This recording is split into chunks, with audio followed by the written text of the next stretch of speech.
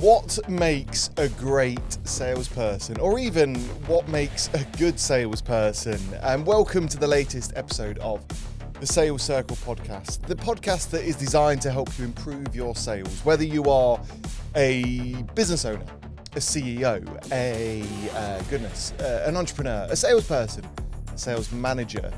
The Sales Circle podcast is designed to give you the skills, the hints, the tips, the knowledge, just the support really, to help you grow your sales, which look, let's not beat around the bush. Just before I've sat down to record, I read an article about the dangers that are coming up within Britain for businesses in regard to various tax increases, NI increases, and everything else. And without being delusional, without sounding like, I don't really know what I'm talking about, sales, it proves how important sales are, because if we're making sales, then that bottom line isn't affected so much, give or take.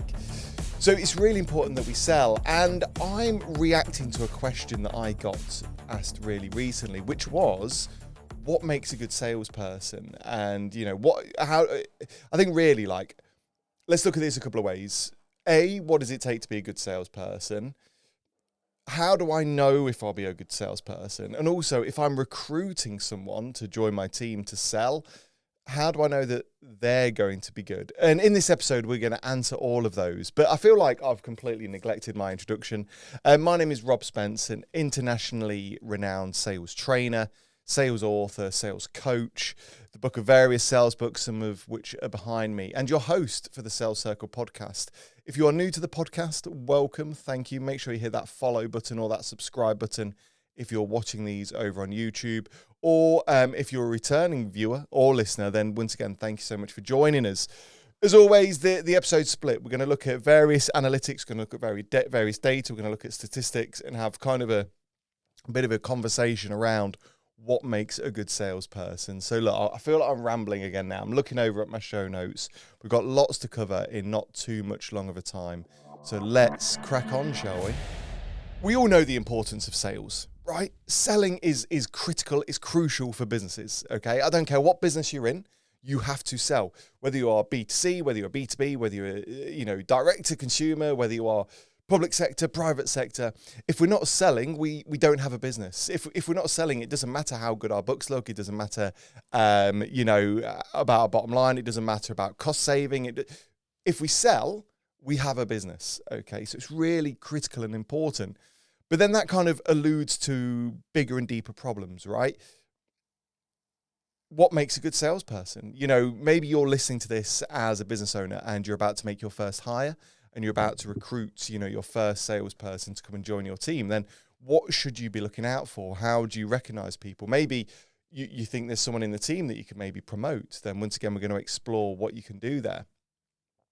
But also, maybe you are listening to this thinking, could I be good at sales? Is there anything I can do to help me improve my sales? And we're going to cover off some of those. So let's start by looking at some of the key qualities of a good salesperson. So what have I put together here? I've put together five kind of key qualities, okay? And I'm going to caveat that with 5.5, okay? 5.5 qualities. The first one is resilience and grit, okay? A statistic we have shared multiple times on this podcast is that 44% of sales give up after just one follow-up, whereas we know that 80% of sales happen after 5 or more follow-ups. They're statistics taken directly from HubSpot. I'm not just plucking them out of the air. 44% of salespeople give up after just one follow-up. The ability to be resilient, to keep going, to keep pushing, to keep putting the reps in, to put in a cadence of contact points is what really differentiates sort of the good and the bad.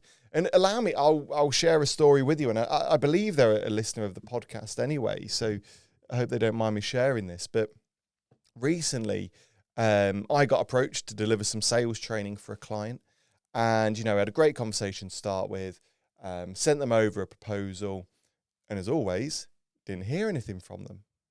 How often does that happen to you, right? It happens all the time. So do you know what I did? I followed up. I sent an email, first of all, didn't hear back. 2 days later, I sent a WhatsApp message. 2 days later, after that, I sent a WhatsApp message via voice note. Boom. get a message, hey, Rob, can you give me a call? And I'm sat there going, oh, gosh, here we go. Negotiation on price, what have I missed off, blah, blah, blah. Pick up the phone, hey, mate, how's it going? Just, blah, blah, blah. Yeah, love to book you in. When can we get you in? Wow.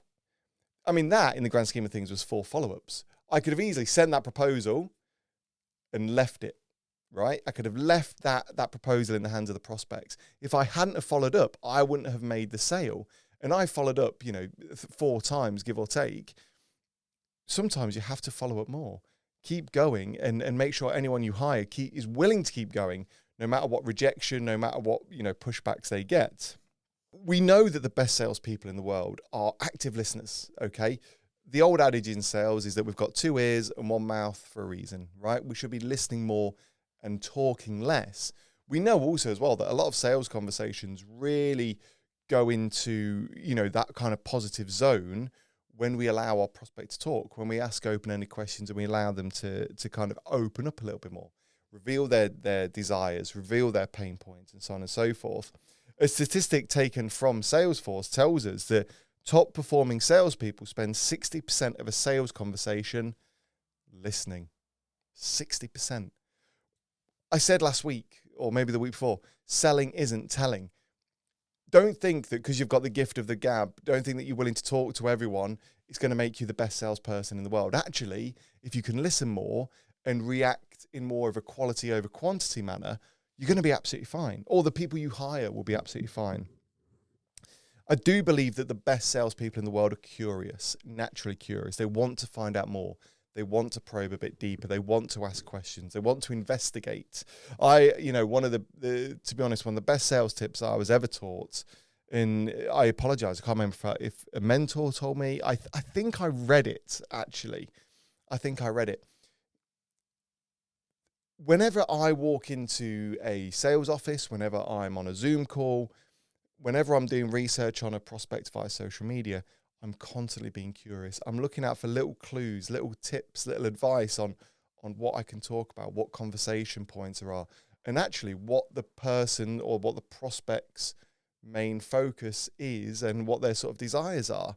Simply, it can be as small as walking into an office and seeing that the managing director, the decision maker, has a photo of his family on the wall, or seeing that he's recently been to a skiing trip. I was working with a client recently, and in his office just littered with golf clubs, golf memorabilia. It then sparked a conversation about golf. It then allowed us to develop a deeper relationship around golf, which then allowed me to build that rapport, build that trust, and then take the sales conversation further.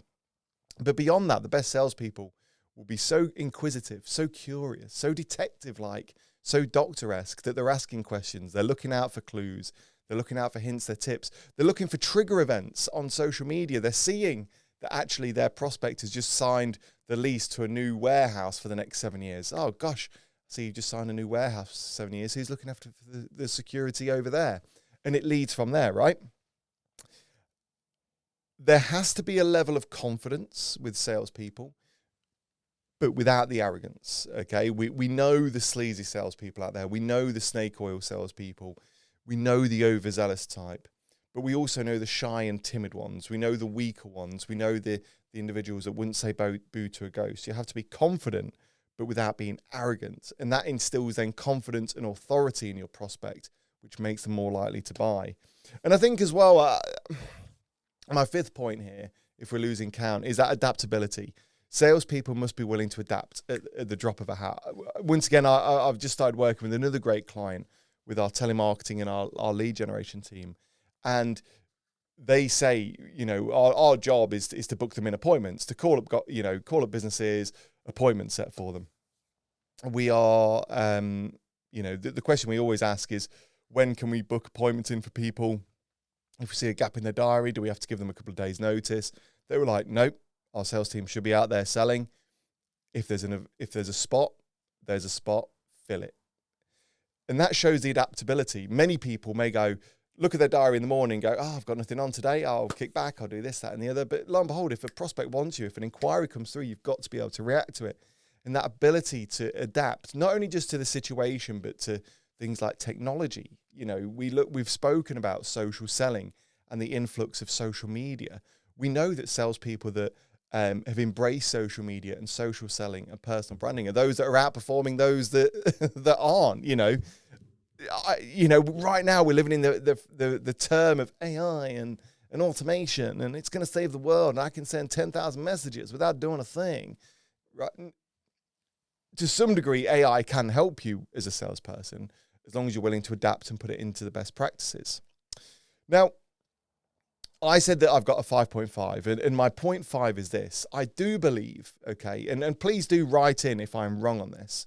I believe that the best salespeople out there, the people that perform the best, are the hungry ones. And allow me to explain that. When I was selling and when I was on the sales floor, and even now as a business owner, every day I'm hungry.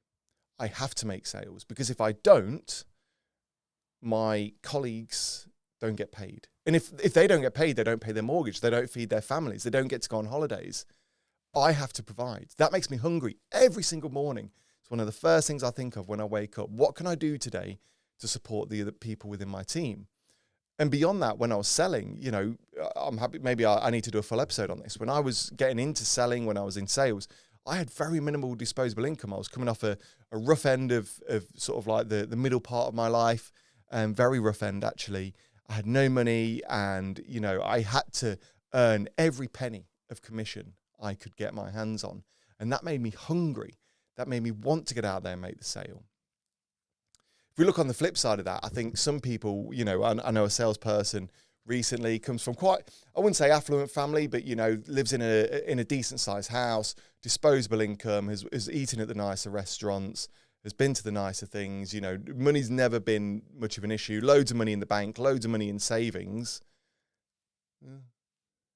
And there's a sort of disconnect between, that hunger, and it's like, well, if I don't make sale today, it's all right, because I've got all these savings in place. I've got mummy to fall back on. I've got this house that is nice, warm, and safe. And I think, although, to some degree he was a good salesperson, sometimes that desire to get out and get the next one, to be that hunter, was missing. So, of course, there's always caveats to that. That's not always the case, but I do believe that the best salespeople are hungry salespeople. So there's some of my viewpoints. What's the data telling us? It's one thing, me sat here, saying, look, I think the best salespeople are this. I think to some degree I'm fairly qualified in thinking these things, because I've hired and fired hundreds of salespeople in my career, and I've worked with and I've trained and I've consulted with businesses of whom have good, bad, and ugly salespeople. I've worked with people who are really outperforming their colleagues, and those that are underperforming. So I do feel like I can get a good sense as to what's looking, right in the marketplace. But what about real life examples? What's the data telling us? Well, as always, I've got some statistics here. So what have I got here? So Pareto principle in sales tells us that the top 20% of salespeople close 80% of the deals. So that's just the Pareto principle, which is the 80-20 rule anyway. But in theory, 20% of salespeople close 80% of the deals, And I think if maybe you're managing a big team at the minute, if you look at your statistics, if you look at, your KPIs and you look at your results, you will see the ones that are willing to push on and sell. Forrester tell us that 79% of buyers say it's critical for a salesperson to act as a trusted advisor and not just a seller. And I think that's maybe once again another episode we should do. That's the whole theory behind consultative selling, right? People don't want to be sold to, but they love to buy, which is a quote I read in Jeffrey Gitomer's book. A trusted advisor can far outsell those who are just salespeople. And that's why sometimes when you are selling, it's better or when you're looking to recruit someone, it's better to have someone who's got direct experience in the field. When I used to sell fine food and ingredients, I came from the warehouse, the operations, and a bit of the buying team. So I literally knew every product that we had, that we could source, and where it was, which allowed me to have a greater knowledge. But we also started to hire and recruit salespeople who came from a chef background, because that allowed that food knowledge of people to say, well, if you're ordering white truffle oil, likelihood is you're making like a truffle risotto perhaps. Do you need any arborio rice? Do you need any mushrooms, do you need any butter, and so on and so forth. That knowledge makes you a better salesperson than just having the ability to talk and sell and to close. Now, here's a great one. This is from LinkedIn State of Sales Report. They say that salespeople who focus on relationship building outperform those who simply push for the close. And I love that statistic because that is something that I've been drilling in since I authored my first book, Relationship Selling, which is actually just off camera there. So I'm just going to wave it in front. Available on Amazon, by the way. The art of the relationship is what holds a lot of sales and long-term sales in place. Of course, it's one thing just making friends, and of course, it's one thing, just having a little black book full of people that you know. But actually, we buy from people who we know, like, and we trust. We are willing to be trusted and guided by those that we like. We know that one of the principles of influence is likability. And if we can build relationships, then we're able to advise and guide people without being overzealous and over pushy. Now, I'm going to kind of come back just quickly before we move on to some of the examples, that we've just shared there. It's very hard to say, one size fits all on salespeople. I do think to some degree there is development that can be had with individuals, and we're going to come on to some of those points in a minute. I think that through training, through mentoring, through nurturing, you can train and guide people into becoming a great salesperson. You're not necessarily going to wake up and be the best salesperson in the world. If you're a fan of the podcast, you'll know I love a football analogy, okay? Your 18-year-old centre-back is not going to be world-beating on his debut, okay? I mean, he might be, or she, they might be, okay? But you need to train them. You need to guide them. You need to support them. You need to stick them with the experienced centre-back for a while so that they can learn. You need to show them video analytics. You need to get them eating the right foods. You need to get them training the right training, and so on. They're not going to be world-beating on day one. They may have the attributes of a good world-leading centre-back. They may be tall. They may be strong. They may be fast. They may be commanding. They may be willing to put their body on the line, X, Y, Z. But they still need that training and nurturing. So when we're talking about training, how can we develop these qualities in yourself or within your team? Hey guys, just a cheeky plug here, our little advert for the day. I mentioned earlier that my team were taking on a lead generation and appointment setting campaign for one of our clients. Just as a reminder, I'm the managing director of a world-leading, award-winning sales and marketing agency with years of experience in generating fully qualified leads for our clients. Whether you are a SaaS company, whether you are a HR consultant, whether you are a marketing agency, I assure you we've generated leads for all of those. Everything from energy right through to project management tools to POS tools and everything else in between. So maybe you are a business owner and you need more leads. Maybe you are an entrepreneur and you need more leads. Maybe you manage a sales team and they need more leads and appointments to sit. Our team can help you. I'd love to chat. We'd love to see how we can support you in this. All you've got to do is reach out to me. Find me on LinkedIn, Rob Spence. I come up as a heavily old photoshopped photo these days, I'm afraid. I might need to change that soon, actually. Or email thesalescircleofficial@gmail.com, or just find Paragon Sales Solutions or the Sales Circle podcast on social media. Send us a message. I'll be in touch. So just quickly before we move on to listeners' questions, what can we do to develop these skills and these qualities? Obviously, for resilience, treat every rejection as feedback. Seek that feedback. I always ask whenever I'm rejected, look, appreciate you're going to go elsewhere. Appreciate we didn't hit the mark this time. Just so I know, is there anything that I could have done better? Is there anything you would have wanted to see? Is there anything that we've overlooked here? What that then does is it allows me to understand what I could have done better, what I could have done differently.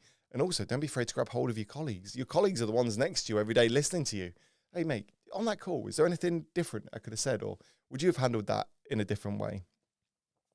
Of course, when it comes to listening and asking better questions, just really make it your aim to ask more questions. Have a list of questions that you want to ask, and make sure if ever you get to a stage where you think that you are talking too much, wherever you think you are over speaking, just stop and ask a question. Confidence does come from preparation. Confidence comes from preparation and experience and practice. If we know our product, if we know our service, if we know our business, and if we know our prospect, we can naturally feel more confident. If we go in uneducated, not necessarily true. When we're trying to build trust and build relationships, honesty sometimes is the best thing. Sometimes it's far easier to say, look, I'd love to be able to help, but right now I don't think we're the right fit because of X, Y, Z.